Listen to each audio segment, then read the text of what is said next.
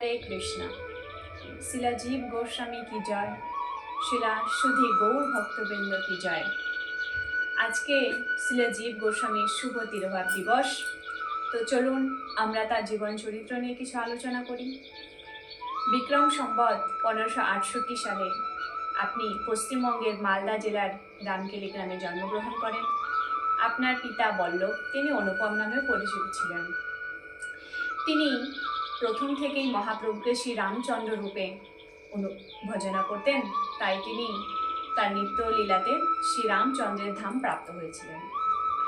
ছোট থেকেই আপনার মধ্যে ভগবত অনুরাগ দেখা যেত, তাই যখন আপনার খেলার বয়স ছিল, আপনি আপনার বন্ধুদের সাথে নিয়ে কোনো ভৌতিক খেলা না খেলে ভগবত সম্বন্ধিত খেলা খেলতেন, যেমন কৃষ্ণ বলরামের বিগ্রহ বানানো, বর্ণ ফুল পাতা দিয়ে তাদের শৃঙ্গার করানো, তাদের জন্য ভোগ বানানো।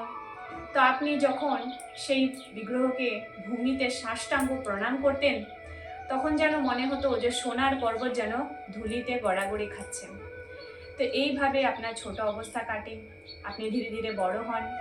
শিলা রূপ গোস্বামী পাদের কাছ থেকে আপনি দীক্ষা ও শিক্ষা গ্রহণ করেন। শিলা রূপ গোস্বামী ছিলেন আপনার কাকা, এবং শিলা রূপ গোস্বামীর কাছ থেকে আপনি শ্রী শ্রী রাধা দামোদরের সেবা প্রাপ্ত হন। তো এইভাবে আপনি তার কাছ থেকে শিক্ষা গ্রহণ করেন, এবং আপনার মধ্যেও পুরো শাস্ত্রীয় জ্ঞানে বুদ্ধিতে পরিপূর্ণ ছিল। তো এক সময় সম্রাট আকবর, তার খুব জানার ইচ্ছা ছিল যে গঙ্গাজি শ্রেষ্ঠ না যমুনাজি শ্রেষ্ঠ।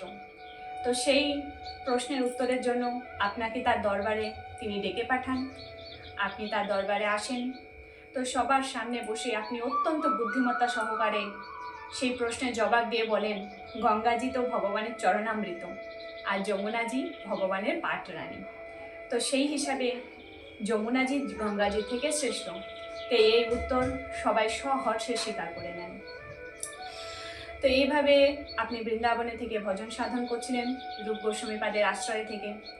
তো যখন শিলা সনাতন গোস্বামী রূপ গোস্বামী পাদের অপ্রকট হয়, তো সেই সময় সমস্ত গৌড়ীয় বৈষ্ণব সম্প্রদায় আপনাকে উৎকল গৌড় মথুরা মণ্ডলের শ্রেষ্ঠ বৈষ্ণব আচার্য পদে নিযুক্ত করেন।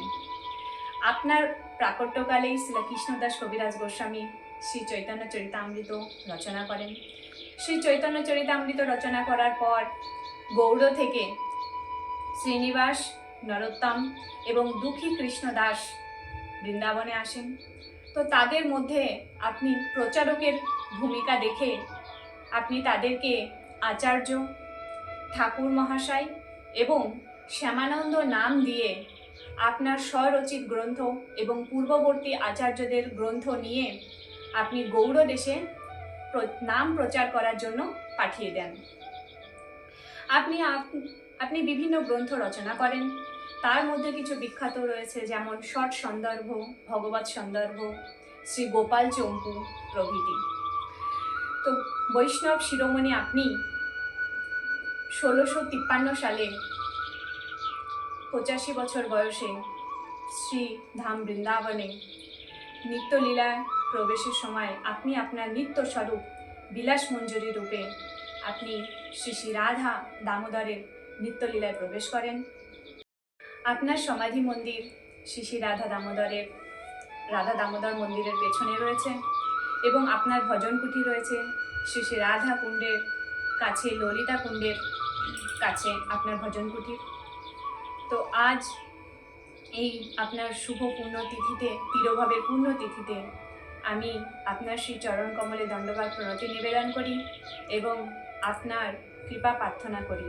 হরে কৃষ্ণ।